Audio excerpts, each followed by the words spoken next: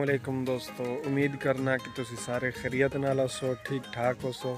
अज मैं एक बड़ी ही प्यारी ते खूबसूरत जगह ते खड़ा होया ते मैं क्या चलो एक वीडियो बना देने ते अपने व्यूअर्स में विखा देने।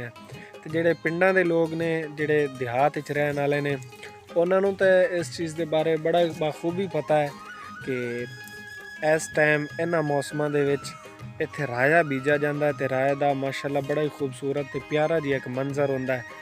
तो ये मंजर विखावन वास्ते मैं क्या चलो एक वीडियो बना देने। जे अगर तुहानू वीडियो अच्छी लगे तो प्यारा जिहा कमेंट करके तुसी ज़रूर दसना है कि वीडियो किंज दी लगी है तुहानू। ते मज़ीद ऐसियां वीडियो वेखण वास्ते मेरे चैनल नू कर दिओ सबसक्राइब ते वीडियो नू लाइक कर देसो। तो चलो आपां व्लॉग शुरू करते हैं।